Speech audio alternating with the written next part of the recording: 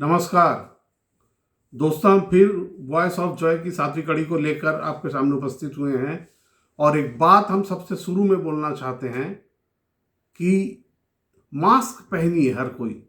वो कहते हैं ना कि मास्क कफन से छोटा होता है और सस्ता भी होता है।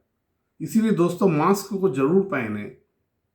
यदि मास्क पहनेंगे तो ना आप पर ना आपके परिवार पर ये कोविड-19 भारी पड़ेगा।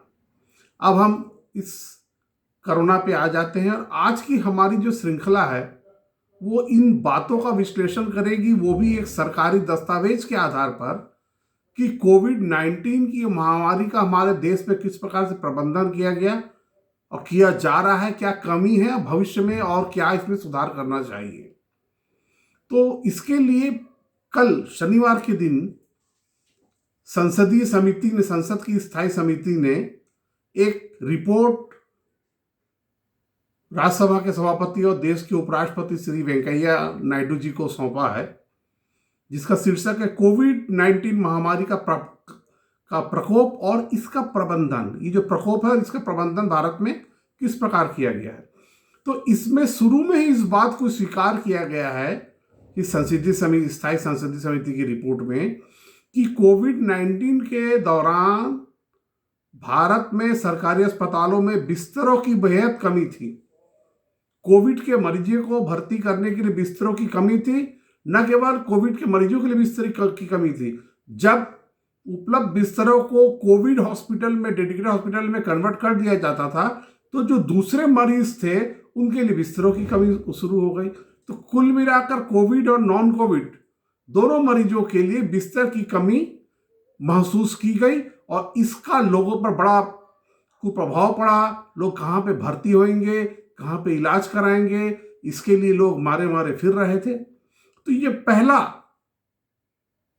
पहली बात इसने रेखांकित की है संसदीय समिति ने, और इसको माना भी है कि देश में कोरोना महामारी के समय सरकारी अस्पताल में, सरकारी बिस्तरों अस्पतालों में बिस्तरों की कमी थी।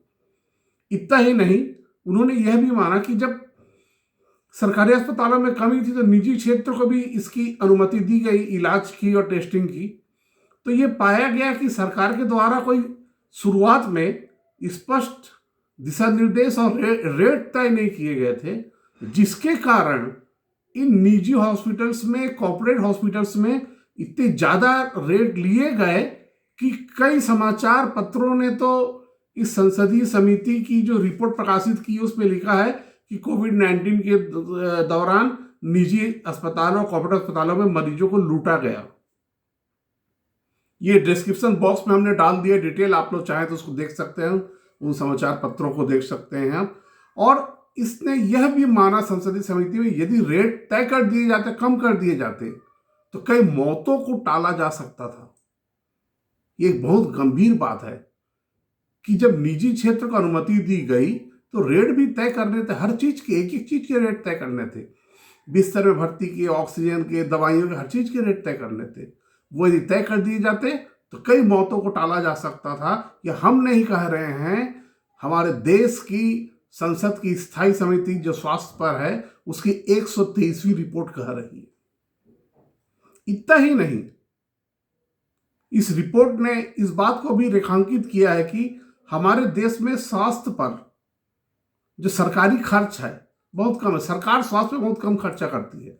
इसको नापने का पैमाना है, यह देखा जाता है कि सकल घरेलू उत्पादन के जो जितना हुआ उसके अनुपात में सरकारें कितना खर्चा कर रही है स्वास्थ्य पर। तो देखा गया कि 2017 में केवल 1.15% खर्च किया गया, मतलब करीब 1% खर्चा किया गया है।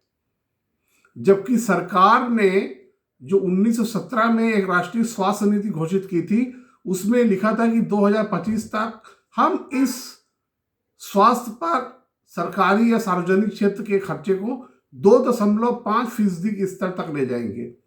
ऐसी स्थिति में इसने संसदीय समिति ने अनुशंसा दी है कि हम 2025 तक का इंतजार नहीं कर सकते, मरीज इंतजार नहीं कर सकते।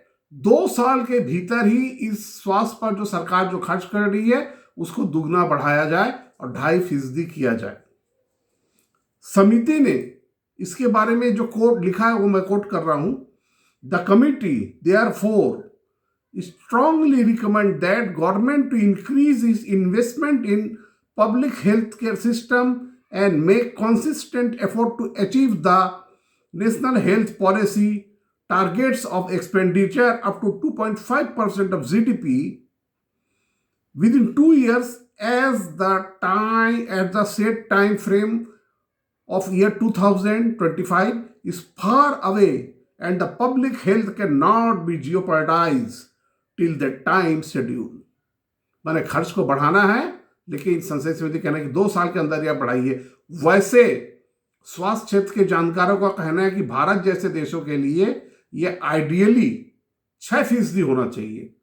और यदि आप देखोगे तो भारत के इवन पड़ोसी देश भी हैं, जो नेपाल, भूटान, बांग्लादेश जैसे भी देश हैं, वो भारत से ज्यादा अपना सकल घरेलू उत्पादन का स्वास्थ्य पर खर्चा करते हैं। उनके तुलना में भारत कम खर्च करता है।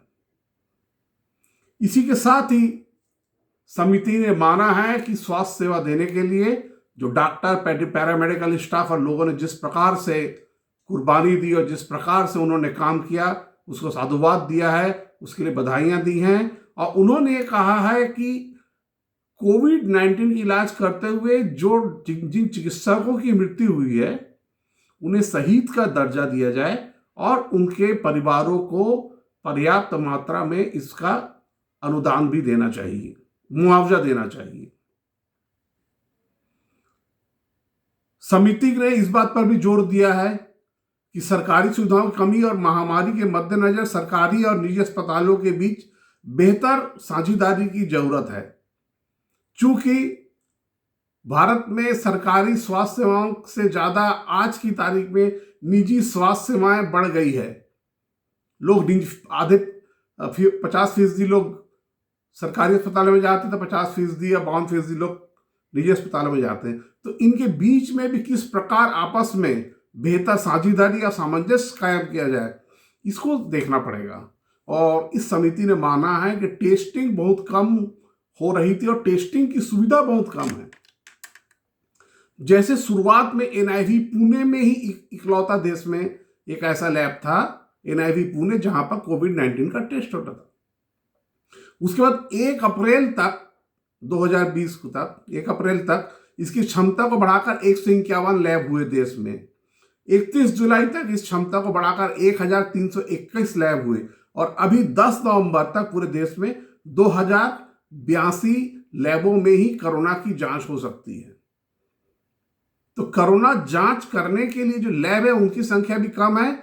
इस ओर भी संसदीय समिति ने ध्यान खींचा है और उन्होंने सरकार से ये अनुशंसा की है कि कोविड का जब 19 का जब वैक्सीन आएगा तो वैक्सीन हर भारतीय को लगे सुनिश्चित किया जाए। और दूसरा उन्होंने कहा है, आगाह किया है कि अभी से एक ऐसा तंत्र विकसित कर लिया जाए कि कोविड-19 के वैक्सीन के कालाबाजारी और जमाखोरी को रोका जा सके। मैं फिर से दोहरा रहा हूं, संसदीय समिति का यह मानना है कि कोविड-19 के वैक्सीन को हर भारतीय को लगाया जाना चाहिए, सरकार सुनिश्चित करे, और ना इनकी कालाबाजारी हो ना इनकी जमाखोरी हो। ऐसा करके कीमत बढ़ा देते हैं और नकली कमी पैदा की जाती है बाजार में। ये ना हो सके, इसके लिए अभी से एक तंत्र को विकसित किया जाए कि ऐसा ना हो सके। साथ ही साथ समिति ने यह देखा है कि इस दौरान ऑक्सीजन सिलेंडर के दाम मनमाने तय पे लिए जा रहे थे और सिलेंडरों की उपलब्धता भी हर स्थान पे नहीं थी। समिति ने यह कहा है कि ऑक्सीजन के सिलेंडरों के दाम तय किए जाए, कितने लीटर का, कितने उसका सिलेंडर का क्या कीमत होगा। दूसरा, वो हर स्थान पर उपलब्ध होना चाहिए, उपलब्धता भी सुनिश्चित की जाए। और उन्होंने किया जो रिलायबल टेस्ट है कोरोना का जो सबसे रिलायबल टेस्ट है वो आरटीपीसीआर टेक्निक से जो होता है, आरटीपीसीआर टेस्ट है वो है, इसकी संख्या को बढ़ाई जाए।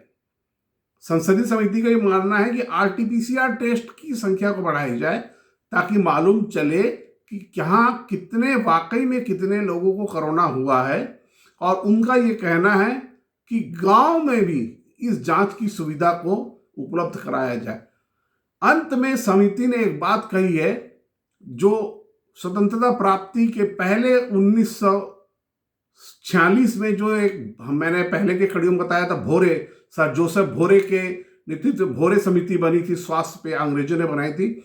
और 1948 में स्वतंत्रता प्राप्ति के बाद उस भोरे कमेटी ने अपनी रिपोर्ट दी थी। उस भोरे कमेटी के रिपोर्ट ने अपने अनुशंसा में कहा था, जो मुख्य बात था, जो प्रमुख बात था, कि पैसा देने की हालात ना होने पर या पैसा चुकाने की ताकत ना होने के बावजूद भी किसी को स्वास्थ्य सेवा से महरूम न किया जाए, कोई वंचित न रहे।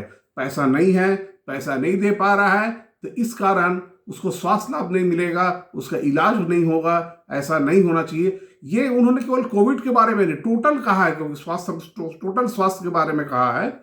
और उन्होंने इस समिति ने भी कैसा है, पैसे ना होने पर किसी को इलाज से वंचित ना किया जाए।